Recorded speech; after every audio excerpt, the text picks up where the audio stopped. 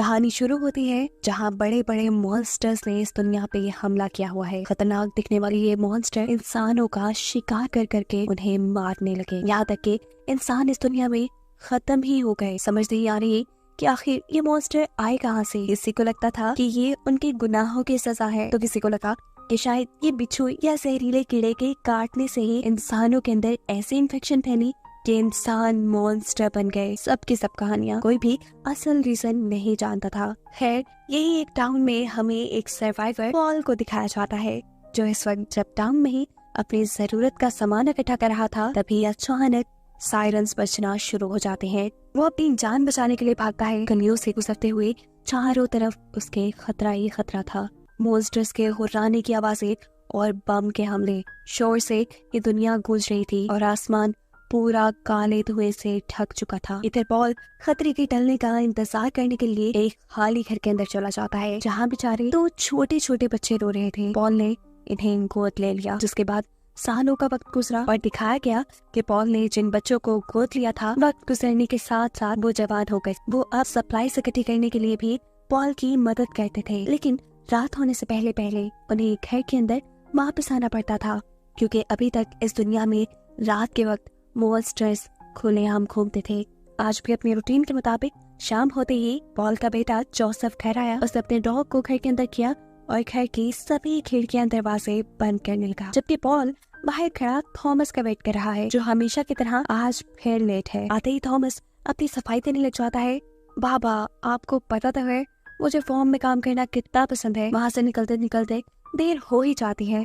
ये फॉर्म्स जहाँ पर थॉमस काम करता था, असल में वो उनके नेबर्स के थे। पॉल यहाँ उसे वार्न करता है कि अगर अगली मर्तबा लेट हुए ना, बाउंड्री से बाहर निकलने की बच्चों इजाजत नहीं मिलेगी। ये लोग खाना खाने से पहले दरवाजे खिड़कियाँ चेक करते हैं कि वो अच्छी तरह लॉक है कि नहीं। इसके बाद इन्हें मिला था रात का शानदार डिनर, और बिल्कुल डिनर के दरमियान में जोसेफ थॉमस के फॉर्म में जाने का मजाक उड़ाता है, क्योंकि इसे पता था थॉमस उनकी नेबर रोज को पसंद करता था।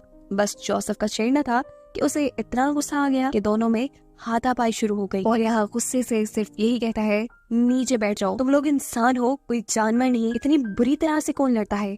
अचानक ही पॉल नोटिस करता है कि उनका डॉग आज अजीब तरीके से जमीन को बार बार रगड़ रहा था। दरवाजा भी उन्हें ऐसे फील हुआ कि जैसे कोई उसे खटखटा रहा है। थॉमस और पॉल चेक करने के लिए जाते हैं, तो पता चलता है कि जिस खतरे से वो इतने सालों से बचते आ रहे थे, आज वही खतरा उनके दरवाजे पे था। बाहर दरवाजे पे मॉन्स्टर्स थे जो उनके घर में घुसने की कोशिश कर रहे थे। पॉल और थॉमस जोर से दरवाजे को बंद रखने की कोशिश करते हैं ताकि क्रिएचर अंदर ना जाए। यहाँ थॉमस जोसेफ को डांटता है, तुम क्या वहाँ बैठे हुए कर रहे हो, आकर हमारी मदद क्यों नहीं कर रहे, देख ही रहे कितनी बड़ी प्रॉब्लम है। जवाब में जोसेफ कहता है, नहीं, मैं उसका बिहेवियर नोटिस कर रहा था। उसने पहली मर्तबा 20 सेकंड तक नॉक किया, दूसरी मर्तबा 10 सेकंड तक, और फिर आखिरी मर्तबा वो एक नॉक करके चला गया। जोसेफ का मानना था कि पहले 20 सेकंड तक जो क्रिएचर ने नॉक किया था, वो पहले दरवाजे को चेक कर रहा था। दूसरी मर्तबा 10 सेकंड के लिए जब उसने नॉक किया, तब उसकी पावर बहुत ज्यादा थी। ये शायद उसकी एक्चुअल अटेम्प्ट थी दरवाजा तोड़ने के लिए, लेकिन जब दरवाजा नहीं खुला तो आखिर में एग्जॉस्टेड होकर उसने एक नॉक की और वो यहाँ से चला गया। पॉल भी उसकी इन बातों को गौर से सुनता है। अब सुबह हो जाती है, खतरा फिलहाल के लिए उनके ऊपर से टल गया था। बाहर जाकर पॉल दरवाजे पे क्रिएचर के नाखूनों के निशान दिखता है। पूरा दिन काम में गुजर जाता है। पॉल नोटिस कहता है कि थॉमस ने तो आज बहुत काम किया था, लेकिन जोसेफ पूरा दिन घर से ही नहीं निकला। वो जब जाके उसे चेक करता है तो जोसेफ एक कार बनाने की कोशिश कर रहा था। पॉल के अंदर जाने पर वो उसे देखकर कहता है, मैं तंग आ गया हूँ रोज रोज इस डरी हुई जिंदगी से। मैं चाहता हूँ हम यहाँ से कहीं भाग चले, इसीलिए बस ये बना रहा था। पता नहीं ये चल भी पाएगी या नहीं। पॉल इस जेबनुमा कार को अच्छी तरह चेक करने के बाद जोसेफ को शाबाशी दिए बगैर नहीं रह सका था। उसे पता नहीं कैसे, लेकिन ये फिट कार बनाई थी। पॉल की थोड़ी सी चेंजेस करने के बाद ये चल भी पड़ती है।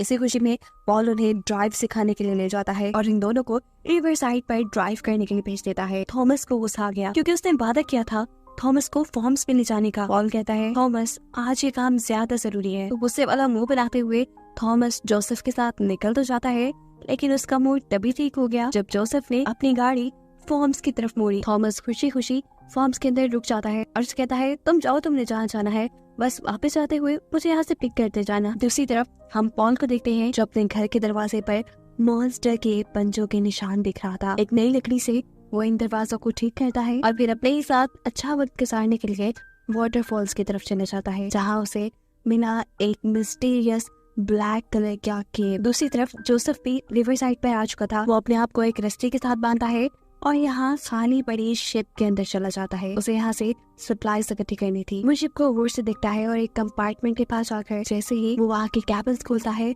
तो बहुत सारे बग्स अचानक उसके ऊपर हमला कर देते हैं। उसकी बॉडी पूरी तरह से कवर थी, लेकिन फिर भी बग किसी तरह उसे काटना चाह रहे थे।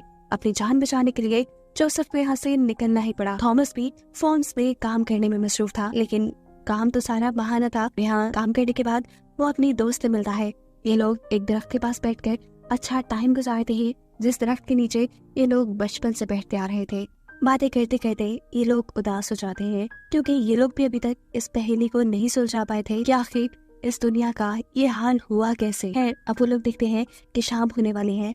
सूरज ढलने से पहले उन्हें अपने घर वापस जाना है, इसलिए थॉमस फॉर्म से बाहर की तरफ भागता है और जाने से पहले वो दोनों हग करते हैं। यहाँ पॉल जब वाटरफॉल से घर वापस लौटता है तो वो भी ये देखकर परेशान था कि उनका डॉग घर से बाहर है, जबकि उसके दोनों बेटे तो अभी तक घर आए ही नहीं। जोसेफ जल्दी से गाड़ी स्टार्ट करके वापसी के लिए निकलता है, जबकि थॉमस तेजी से भागते हुए अपने घर की तरफ बढ़ रहा था। लेकिन इस सब के दरमियान वो जमीन पे बने हुए एक अजीब से गड्ढे के अंदर फंस जाता है। जैसे ही जोसेफ यहाँ पहुंचा उसे पिक करने के लिए, उसे थॉमस कहीं नहीं मिला। ये देख उसे बहुत ज्यादा घबराहट होने लगी। कुछ ना समझ आने पे वो जल्दी से अपने घर जाता है और अपने डैड को सारी बात बता देता है कि कैसे उसने थॉमस को फॉर्म से छोड़ा था, लेकिन अब उसे थॉमस कहीं नहीं मिला। उफ जोसेफ, ये तुम लोगों ने क्या कह दिया। अच्छा फिलहाल तुम रिलैक्स रहो और अंदर जाओ, सभी विंडोज और डोर्स अच्छे से लॉक कर लेना। मैं डॉग के साथ थॉमस को ढूंढने जा रहा हूँ। ये कहते ही वो घर से निकल गए। यहाँ अब हमें उस घड़ी का सीन दिखाया जाता है जिसमें थॉमस फंसा हुआ था। चारों तरफ अंधेरा ही अंधेरा था। थॉमस अपने पास मौजूद लाइटर से एक लकड़ी पर आग जलाकर इस घड़ी के अंदर देखने की कोशिश करता है। उसके होश तब उड़े जब उसने यहाँ पे एक अजीब काले रंग का हाथ देखा। इससे पहले कि ये मॉन्स्टर थॉमस पे ही हमला करता, यहाँ थॉमस अपने पास से एक छोटा सा चाकू निकालता है और इस क्रिएचर के हाथ पे ही हमला कर देता है। उसके ऐसा कहते ही मॉन्स्टर्स गुस्से में आ चुके थे। वो मॉन्स्टर इस घड़े से बाहर निकलता है, इससे पहले ही थॉमस पीछे हो जाता है, लेकिन पीछे भी एक बहुत बड़ा सा मॉन्स्टर था जिसने बुरी तरह से थॉमस के मुंह को पकड़ लिया था। थॉमस को सांस लेने में भी मुश्किल हो रही थी और इससे पहले कि वो मर जाता, यहाँ उसे बचाने के लिए पॉल आ जाता है। पॉल ने पीछे से क्रिएचर को पकड़ते हुए उसके हाथ से पहले थॉमस को छुड़ाया और फिर अपने चाकू से उसे बुरी तरह मार। शुक्र है कि थॉमस की जान बच गई थी, पर अब मसला ये था कि रात काफी हो चुकी थी। इस वक्त घने जंगलों में थे और भागकर घर की तरफ जाना खतरे से खाली नहीं था, क्योंकि रात में हर तरफ खुलेआम मॉन्स्टर्स घूमते थे। इन्हें यहीं करीब एक टनल नजर आती है। इसमें चलते चलते ये लोग एक अजीब जमीन में बनी हुई दरार तक पहुंच जाते हैं। पॉल को लगा कि रात यहीं गुजारना सेफ होगा। अपनी हिफाजत के लिए ये लोग इस जगह की एंट्रेंस को भी ब्लॉक कर देते हैं। अभी इन्होंने एंट्रेंस बंद ही की थी कि अचानक इन्हें मॉन्स्टर के हुर्राने की आवाज से आना शुरू हो जाती है। खतरे की भनक पड़ते ही पॉल अपने पास मौजूद कुछ चीजों से मशल बनाता है। ऐसा करते ही उनकी इस दरार के अंदर भयानक ज़लज़ला आया। उनका डॉग भी बार बार भौंककर किसी खतरे के मौजूद होने का नाम दे रहा था। पॉल जान गया कि जमीन के नीचे जिस दरार में ये लोग हैं उनके ठीक ऊपर अब मॉन्स्टर्स थे, जिनसे कई सालों से वो बचते आ रहे थे। मॉन्स्टर्स इस दरार को ऊपर की तरफ से भी मिट्टी से ढकना शुरू कर देते हैं। साफ मतलब था कि ये जगह उनका बनाया एक ट्रैप थी जिसमें थॉमस और पॉल दोनों ही फंस चुके थे और अब ये मॉन्स्टर उन्हें यहाँ बंद कर रहे थे। अपनी जान बचाने के लिए पॉल के पास कोई और रास्ता नहीं था, इसलिए मॉन्स्टर्स को डराने के लिए वो अपनी मशल को दरार की एक छोटे से सुराख से बाहर निकालता है। जिसे देखते ही मॉन्स्टर गुस्से में आ गया। उसने दरार खोली और इन पर हमला करने के लिए उसने दरार के अंदर आने की कोशिश की। उसके अंदर आते ही उसके खोले हुए रास्ते से पॉल ने थॉमस को बाहर निकाल दिया और उसे मारने के लिए पॉल ने अपने पास मौजूद छोटी मोटी चीजों से यहाँ एक ब्लास्ट कर दिया, जिस ब्लास्ट में वो खुद भी जख्मी हो चुका था। यहाँ घर पर भी जोसेफ को मॉन्स्टर्स के बोलने की आवाजें आ रही थी। वो भी इन्हीं से बचने की प्लानिंग में लगा था। वो अपनी चेयर को ठीक मेन डोर के आगे रखकर बैठ जाता है। चेयर के साथ उसने एक रस्सी भी बांध ली थी। बैठे बैठे अचानक उसकी आंख लग गई। वो सो गया, लेकिन मॉन्स्टर्स अभी भी घर के बाहर मौजूद थे। मॉन्स्टर भी दरवाजे के बहुत छोटे से सुराख से जोसेफ पर नजर रखे हुए था। जोसेफ को सोता हुआ देखकर वो दरवाजे की ऊपर लगी हुई लकड़ी उतारता है और फिर जोसेफ पे गौर करता है वो सच में सो गया है या नहीं। ये जानने के लिए वो अपने नेल को किसी जादुई छड़ी की तरह लंबा करते हुए उसके मुंह के करीब ले जाता है। जब जोसेफ ने कोई रिएक्ट नहीं किया तो मॉन्स्टर भी समझ गया कि वो सच में सो रहा है। मॉन्स्टर दरवाजा खोलकर अंदर आ गया। उसके अंदर आते ही जोसेफ ने अपने चेयर के साथ बंधी हुई रस्सी खींची। सेकंड से भी कम टाइम में एक के ऊपर से नीचे आकर गिरा और मॉन्स्टर उसी में कैद हो गया। और ये रिवील हुआ कि असल में जोसेफ सोया नहीं था। ये सब कुछ जो यहाँ हुआ ये उसी का प्लान था। वो इस कैद हुए मॉन्स्टर के ऊपर ब्लैंकेट डाल देता है। सुबह भी हो चुकी थी, अभी तक बाकी लोगों का कुछ अता पता नहीं था। वो वापस नहीं आए थे। उन्हें ढूंढने के लिए वो कार लेकर निकल जाता है। जबकि दूसरी तरफ अब हम थॉमस को देखते हैं जो दरार की एंट्रेंस को पूरी तरह खोलने की कोशिश में लगा है। जिसके बाद वो दरार के अंदर से किसी तरह जख्मी पॉल को बाहर निकालता है। उनका डॉग भी बाहर आ चुका था। जोसेफ की कार की आवाज उसे दूर से ही सुनाई दी गई। भागते हुए वो जोसेफ के पास पहुंचा और उसे थॉमस और पॉल के पास ले आया। पॉल को जख्मी देखकर जोसेफ को भी धचका लगा। ये दोनों भाई मिलकर पॉल को गाड़ी में बिठा देते हैं और घर ले आते हैं।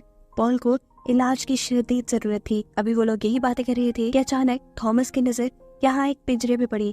उसे जैसे ही पिंजरे के ऊपर से ब्लैंकेट उठाया तो उसके अंदर से मॉन्स्टर गुर्राने लगा। जोसेफ उससे कहता है इसे वापस रख दो, ये रोशनी इन मॉन्स्टर्स को तकलीफ देती है। पॉल की बैंडेज करते हुए जोसेफ एक्सप्लेन करता है कि रात में शायद 2 मॉन्स्टर्स यहाँ आए थे जिनमें से उसने एक मॉन्स्टर को पकड़ा। ये मॉन्स्टर्स हमसे भी ज्यादा ज़हीन है। वो इन मॉन्स्टर्स के ऊपर स्टडी करना चाहता था पर थॉमस क्या उसे बताता है कि डैड रात में काफी सारे मॉन्स्टर को उस दरार के अंदर ब्लास्ट कराए हैं। इससे वो शॉक हो जाता है और अपने डैड से कहता है कि अगर सच में आपने ऐसा कुछ किया है तो वो मॉन्स्टर बदला लेने के लिए जरूर आएंगे। इस समय ने कहा वो बहुत ज़हीन है। उसकी ये बातें थॉमस को बकवास लग रही थी। वो तो अपने घर रखे हुए इस मॉन्स्टर को भी मारना चाह रहा था।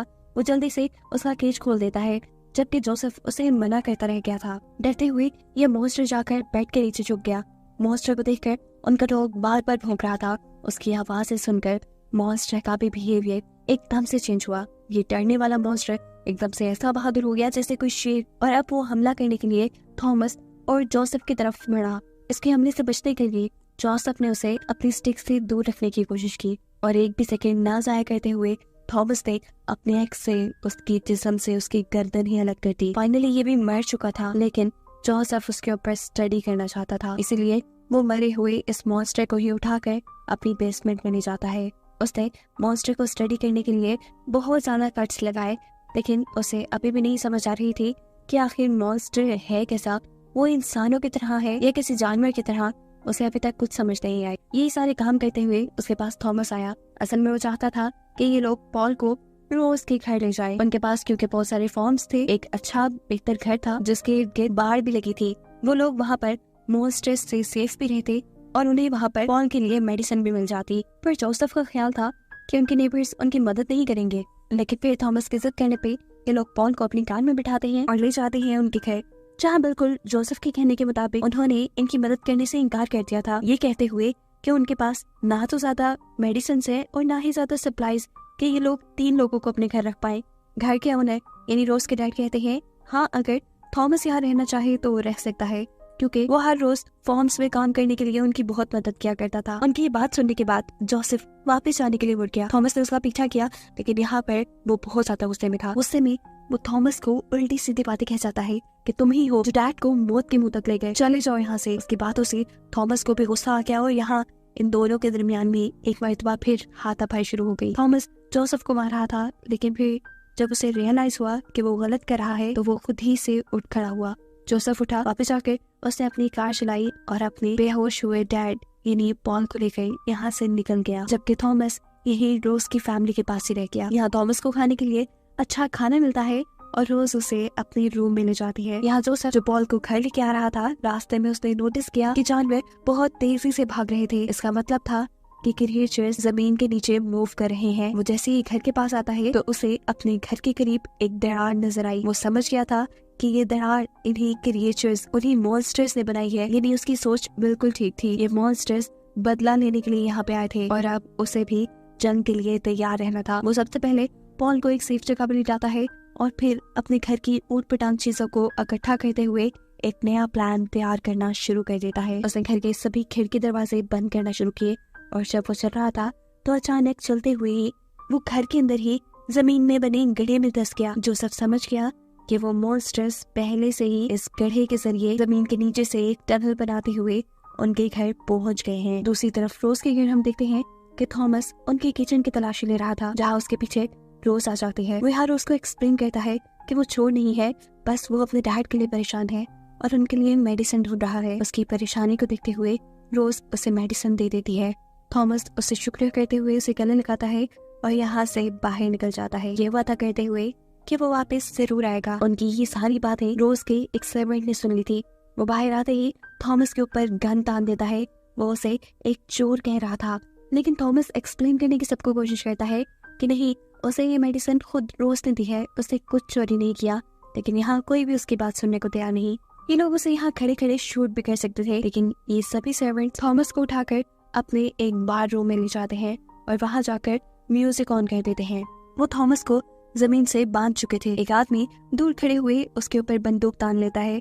वो उसके ऊपर निशाने लगाने वाले थे, लेकिन इससे पहले कि वो गोली चलाता, अचानक ही उसके बाहों के नीचे से जमीन टूट जाती है और वो जमीन के अंदर गिर जाता है। यहाँ खड़ा हुआ दूसरा आदमी जल्दी से उसे चेक करने के लिए जाता है और उसी टाइम यहाँ से निकल आता है एक बहुत बड़ा अजीब काला सा मॉन्स्टर। इन मॉन्स्टर्स का शोर सुनते हुए मेन घर के अंदर रोज के पेरेंट्स भी जाग गए। आखिर दूसरी तरफ हो क्या रहा था ये चेक करने के लिए रोज के डैड एक कैंडल जलाकर जैसे ही पीछे मुड़कर दरवाजा खोलने लगते हैं तो फौरन ही एक क्रिएचर उनके ऊपर हमला कर देता है। ये क्रिएचर इतनी खतरनाक थी कि वो उसे कंट्रोल कर ही नहीं पाए।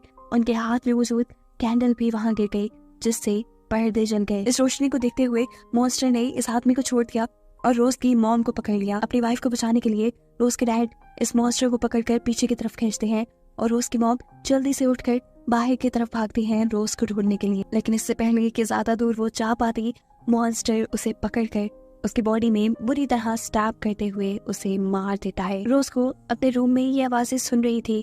वो नहीं जानती थी कि इन आवाजों की वजह से उसके दोनों पेरेंट्स मारे जा चुके हैं। जैसे ही ये आवाज बंद हुई, वो चेक करने के लिए अपने रूम से बाहर निकलती है। उसे जगह जगह खून पड़ा हुआ नजर आया। उनको फॉलो करते हुए वो अपने मॉम डैड के वॉशरूम में गई और वहां जाते ही उसकी चीखें निकल गईं, क्योंकि उसके सामने उसकी मरी हुई मॉम और वो बड़ा सा मॉन्स्टर था। घर के दूसरे हिस्से में जहाँ सर्वेंट्स ने थॉमस को बांध के रखा था, वहाँ पे क्रिएचर सभी लोगों को मार चुकी थी और अब वो थॉमस की तरफ बढ़ रही थी। थॉमस अपने आप को बचाने के लिए जल्दी जल्दी हाथ पांव चलाता है। मुश्किल से अपने आप को छुड़वाते हुए वो पीछे की तरफ भागने की कोशिश तो कर रहा था, लेकिन वो इस कोशिश में नाकाम हो जाता, क्योंकि अब मॉन्स्टर बिल्कुल उसको मारने के लिए उसके सामने था। लेकिन वक्त रहते ही यहाँ रोज एंट्री कर लेती है एक बंदूक के साथ और वो मॉन्स्टर को शूट करते हुए उसे मार देती है। इस मॉन्स्टर से ये लोग बच गए थे। जल्दी से ये लोग भागते हुए बाहर आते हैं और थॉमस देखता है कि रोज का पूरा घर जल चुका है। रोज यहाँ उसे बताती है कि उसके पेरेंट्स भी मारे गए। ये सुनकर थॉमस दुखी होता है, लेकिन अभी जिसों का टाइम नहीं था। इमरजेंसी में ये लोग थॉमस के घर जाने का डिसाइड करते हैं, जहाँ दूसरी तरफ जोसेफ अभी भी उन क्रिएचर्स से लड़ने की प्लानिंग कर रहा है। जितने भी गढ़े उनके घर में उन क्रिएचर्स ने बनाए थे, जोसेफ अपने घर के सारे फर्नीचर से उन घरों को फिल कर चुका था। अपनी पूरी तैयारी करने के बाद वो अपने बेहोश हुए डैड के सर पर प्यार करता है और मॉन्स्टर्स के साथ इस जंग के लिए बाहर निकल आता है। अचानक उसके डोर की स्मॉल विंडो खुलती है। वो घबरा कर पीछे देखता है, लेकिन ये तो थॉमस और रोज थे। इन्हें देखकर जोसेफ की सांस में सांस आई थी। थॉमस यहाँ अपने भाई का साथ देने आया था और जोसेफ को भी उसकी जरूरत थी। अभी वो लोग यही बातें कर रहे थे कि अचानक उन्हें पीछे से पॉल की आवाज आती है, जिसे होश आ चुका था। ये दोनों उसका होश में आता देखकर खुश होते हैं। थॉमस उसके लिए मेडिसिन ले आया था, या उसे मेडिसिन देते हैं और यहाँ पॉल उनसे कहता है कि तुम आखिरी वक्त तक लड़ना। लड़ने का भी वक्त हो चुका था। जोसेफ यहाँ बाकी दोनों लोगों से अपना प्लान शेयर करता है और ये लोग अपने पास मौजूद सभी गैस और पेट्रोल को इकट्ठा करना शुरू कर देते हैं। घर में जगह जगह पेट्रोल फेंकने के बाद और गैस सिलेंडर्स रखने के बाद वो अपनी एक ओल्ड फ्रीजर को घर के बिल्कुल दरमियान में रख देते हैं। रोज यहाँ बची कुची विंडोज को भी बंद कर रही थी। इसके बाद ये सभी छोटे छोटे क्रैकर्स, माचिस और ऐसी चीजें जिनसे आग जलाई जा सकती थी, उसे अपने घर में फैला देते हैं। यहाँ तक कि अपने डैड की सिगरेट्स को भी। ये सारी तैयारी उनकी हो चुकी थी। वो देखते हैं कि मॉन्स्टर के बनाए हुए जिस होल को उन्होंने फर्नीचर से कवर किया था, अब फर्नीचर हिलने लगा था। यानी यहाँ पे मॉन्स्टर आ चुका है। और दूसरी तरफ जिस रूम में पॉल है, उसकी चिमनी से भी एक मॉन्स्टर पॉल के रूम में आ चुका है। यहाँ होल के अंदर से भी मॉन्स्टर निकल चुका था, जिसके ऊपर थॉमस पीछे से हमला करता है, लेकिन ये मॉन्स्टर मरता नहीं। वो उल्टा थॉमस पर हमला करता है और इससे पहले कि थॉमस मर जाता, इस मर्तबा थॉमस उसके सर के ऊपर हमला करते हुए उसे ही मार देता है। एक तीसरा मॉन्स्टर यहाँ पर रोज के ऊपर हमला कर चुका था। अपनी जान बचाने के लिए वो इस मॉन्स्टर को अपनी गन से शूट करके मार देती है। इसी दौरान उनके पास खून से लथपथ पॉल आता है जिसके ऊपर मॉन्स्टर ने हमला किया था, लेकिन वो भी मॉन्स्टर को मारने में कामयाब हो चुका था। एक के बाद एक काफी सारे मॉन्स्टर यहाँ आ चुके थे। पॉल उन्हें अपनी गन से शूट करता है, लेकिन इतने सारे मॉन्स्टर को मारने के बावजूद भी बहुत से मॉन्स्टर्स और इनके पास आ चुके थे। पॉल की बंदूक से गोलियां खत्म हो चुकी थी। किसी को पॉल अपनी बंदूक के बैक से मारता है तो कहीं पीछे से रोज और जोसेफ इन मॉन्स्टर्स को मारते हैं, लेकिन मॉन्स्टर्स की तादाद बढ़ती ही जा रही थी। अपने आप को बचाने के लिए इस टाइम पॉल इन्हें इनके प्लान पे वर्क करने को कहता है कि तीनों जाकर उस फ्रीजर में बैठ जाते हैं जिसे ये लोग घर के अंदर लेकर आए थे। जिसके बाद पॉल इस पूरे घर में आग लगा देता है। पूरे घर में लकड़ी का फर्नीचर और जगह जगह पेट्रोल होने की वजह से ये घर किसी बॉम्ब की तरह ब्लास्ट हुआ था, जिस ब्लास्ट में काफी सारे मॉन्स्टर्स मर गए थे। फ्रीजर काफी देर तक हिलता रहा और जब ये फ्रीजर रुका तो इन्हें लगा कि वहाँ थोड़ा सुकून होगा। ये लोग जल्दी से फ्रीजर से बाहर निकले और इन्होंने पॉल को ढूंढने की कोशिश की, जो वहाँ उन्हें नजर नहीं आया। यहाँ जोसेफ जैसे ही एक वुड का पीस उठाता है तो नीचे से एक मॉन्स्टर जो इस टाइम जल भी रहा था उसके ऊपर हमला करने की कोशिश करता है। अपने आप को बचाने के लिए ये लोग फौरन घर से बाहर आते हैं और कार में बैठकर कार के जरिए यहाँ से भागना शुरू कर देते हैं, लेकिन जले हुए मॉन्स्टर अपने आप को एक टायर की शक्ल में बनाते हुए इनके पीछे पीछे थे। रोज अपनी गन से इनके ऊपर हमला कर रही थी, लेकिन कोई भी गोली इनके ऊपर जैसे असर ही नहीं कर रही थी। जैसे ही ये मॉन्स्टर से बना हुआ टायर इनके करीब आता है, रोज अपनी गन की बैक से उनके ऊपर हमला करती है और ये टायर टूट जाता है। मॉन्स्टर इधर उधर गिरकर मर गए, लेकिन इन्होंने गाड़ी चलाना बंद नहीं की। मीलों दूर जाके इन्होंने देखा कि मॉन्स्टर्स अब इनका पीछा नहीं कर रहे थे, यानी ये लोग सेफ थे। इस वक्त इन तीनों की नजर आसमान पे पड़ती है। काले आसमान पे चमकते हुए तारे। ये आज पहली मर्तबा ये नजारा दिख रहे थे, क्योंकि हर रात इस नजारे से पहले ही ये लोग अपने घर में बंद हो जाया करते थे, लेकिन फाइनली अब मॉन्स्टर्स खत्म हो गए थे। सुबह होने पर जब ये अपने घर वापस आते हैं तो वहाँ कुछ भी नहीं था। ये लोग पॉल और रोज के पेरेंट्स का फनरल करते हैं और अपनी बची कुछ चीजें लेकर यहाँ से कहीं दूर जाने का फैसला कर लेते हैं। इन्हें यकीन था कि अब इनको ऐसी जंग नहीं लड़नी पड़ेगी और इन तीनों को एक साथ दिखाते हुए ये कहानी यही खत्म हो जाती है।